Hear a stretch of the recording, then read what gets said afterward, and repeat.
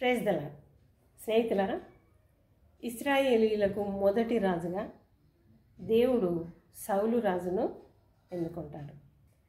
మరి ఈ సౌలు రాజు బెన్యామీను గోత్రంలోని వాడు. బెన్యామీను గోత్రము అంటే ఇశ్రాయేలు వంశస్థులలో చివరి వంశం, చివరి గోత్రంలో నుండి దేవుడు ఎన్నుకోవడం. మరి చివరి గోత్రం అంటే కొంత తక్కువ స్టేజ్ అన్నట్టే కదా. మరి అలాంటి తక్కువ స్థితిలో నుండి ఒక రాజుగా దేవుడు సౌలును ఎన్నుకోవడం జరుగుతుంది. మరి ఈ సౌలు రాజు సమూయేలు ప్రవక్త ద్వారా రాజుగా ఎన్నుకోవడం, అభిషేకింపబడడం జరుగుతుంది. మరి తాను రాజు అయిన తర్వాత ఎన్నో మంచి కార్యాలు చేస్తాడు, అలాగే చెడు కార్యాలలో కూడా సౌలు రాజు ఉన్నాడు. అందులో సౌలు రాజు చేసిన ఒక పొరపాటును ఈరోజు మనం విందాం. ఒకానొక దినమున దేవుడు సమూయేలు ప్రవక్తను దర్శించి, సమూయేలు, మరి నీవు వెళ్ళి నేను చెప్పినట్లు సౌలు రాజుకు ఈ వార్తను చెప్పు. ఏంటి అనంటే, ఇశ్రాయేలీయులు ఐగుప్తులో నుండి బయలుదేరిన తర్వాత మార్గ మధ్యంలో ప్రయాణంలో, అప్పుడు ఇశ్రాయేలీయులకు రాజు లేడు కదా.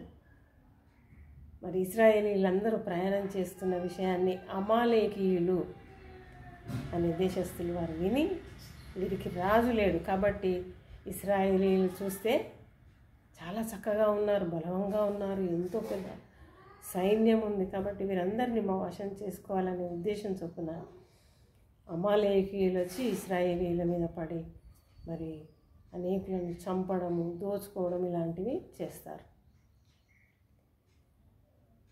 ఆ విషయాన్ని నీవు సౌలుకు జ్ఞాపకం చేయి.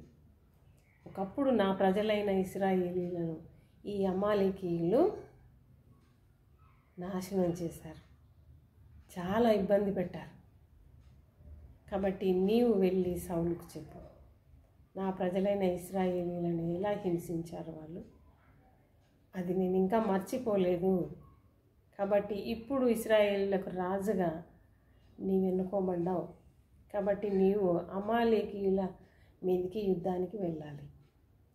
మరి వెళ్ళి అమాలేకీయుల ఆ దేశంలో ఉన్న ప్రతి వారిని చంపేసే, చిన్నోళ్ళు లేదు పెద్దోళ్ళు లేదు, ప్రతి ఒక్కరిని నీవు చంపేసేయాలి.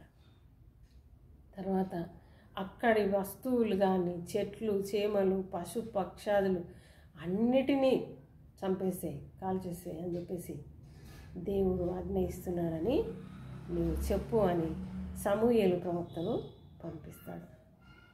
మరి సమూయేలు ప్రవక్త వెళ్ళి సౌలుతో దేవుడు చెప్పిన మాట అంతా చెప్పడం జరుగుతుంది.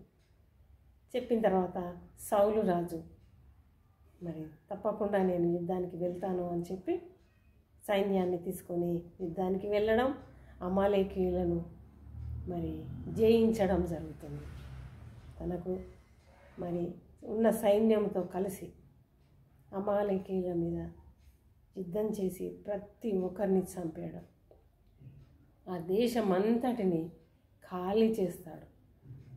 అయితే దేవుని బిడ్డలారా, ఇక్కడ సైనికులు కొద్దిమంది ఏం చేస్తారంటే సౌలు రాజుతో, రాజా ఇక్కడున్న పశువులు, ఆవులు, దూడలు కొన్ని ఉంటాయి కదా, అవి చాలా బాగున్నాయి, బలమైన పశువులు చాలా బాగున్నాయి, మనం మన దేశానికి తీసుకొని వెళ్దాం అని చెప్పేసి సౌలు రాజును బలవంతం చేస్తారు.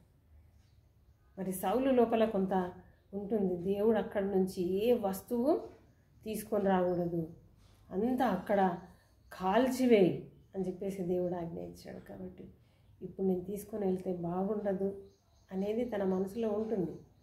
కానీ ఇక్కడ సైనికులేమో తనను తొందర చేస్తూ ఉంటారు. ఈ పశువులు చూడడానికి చాలా చక్కగా ఉన్నాయి, మన దేశానికి తీసుకొని వెళ్దాం రాజా అని వాళ్ళు బలవంతం చేసినప్పుడు ఇంకా తన సైనికులను సంతోషపెట్టాలి అనే ఉద్దేశం చొప్పున దేవుని ఆజ్ఞను నిర్లక్ష్యం చేస్తాడు. అలా పశువులను తీసుకొని తన రాజ్యానికి రావడం జరుగుతుంది. ఇది గమనించిన దేవుడు తిరిగి సమూయేలు ప్రవక్తను సౌలు వద్దకు పంపడం, నీవు నా ఆజ్ఞను త్రోసివేశావు, నేను చెప్పినట్టు చేయక నీ సైనికులను సంతోషపెట్టాలనే ఉద్దేశం చొప్పున నీవు తప్పు చేశావు అని మరి సౌలును హెచ్చరించడానికని తిరిగి సమూయేలును రాజు వద్దకు పంపించడం జరుగుతుంది. సమూయేలు వచ్చి ఏం పని చేశావు, దేవుడు ఏం చెప్పాడు, నువ్వేం చేశావు అన్నప్పుడు మరి నా యొక్క సైనికుల వలన నేను తప్పు చేయడం జరిగింది. అప్పుడు సమూయేలు, నీవు దేవుని మాటను త్రోసివేశావు కాబట్టి నీవిక మీదట ఇశ్రాయేలీయులకు రాజుగా ఉండడం కుదరదు. దేవుడు నిన్ను తీసివేయాలని ఆలోచిస్తున్నాడు. ఇంకా నీవు రాజుగా ఉండడానికి వీలు లేదు. నీ స్థానంలో వేరొక రాజు నిర్ణయింపబడతాడు అని సమూయేలు చెప్పి వెళ్తాడు. మరి తిరిగి ఆ రెండవ స్థానానికి దావీదు మహారాజును దేవుడు ఎన్నుకోవడం జరుగుతుంది. దేవుని బిడ్డలారా, ఇక్కడ సౌలు చేసిన తప్పేంటి అని అంటే, నేను సైనికుల మాట వినకపోతే సైనికులు నన్ను గురించి ఏమనుకుంటారో అనే ఒక ఆలోచనతోటి ఈ తప్పుడు నిర్ణయంలో వెళ్తాడు. స్నేహితులారా, మనమందరం కూడా ఒక్కసారి మన స్నేహితుల వైపు చూస్తూ, ఆత్మీయుల వైపు చూస్తూ, లేక కొన్ని సందర్భాల్లో కుటుంబస్తుల వైపు చూస్తూ, అలా మరి దేవుడిచ్చిన ఆజ్ఞలను పక్కకు పెట్టి మన స్నేహితులను సంతోషపరచాలని, లేకపోతే కుటుంబస్తులను సంతోషపరచాలని, ఇంకా కొందరు ఉంటారు ప్రత్యేకమైన అభిమానులు కదా, మరి వారిని సంతోషపరచాలని, ఇలా కొన్ని ఉద్దేశాల చొప్పున దేవుని ఆజ్ఞలను ప్రక్కకు పెట్టడం జరుగుతుంది. అలా ప్రక్కకు పెట్టినప్పుడు సౌలు రాజుకి ఏం జరిగిందో అలా దేవుడు మనల్ని కూడా ప్రక్కకు పెట్టే సందర్భాలు ఉంటాయి. కాబట్టి దేవుని బిడ్డలారా, జాగ్రత్త. దేవుని ఆజ్ఞలను పాటించడానికి ప్రయత్నం చేద్దాం. ఆయన కృపలో ముందుకు నడుద్దాం. మరి అటువంటి కృపలో దేవుడు మనల్ని అందరినీ నడిపించునుగాక. ఆమేన్, ఆమేన్, ఆమేన్.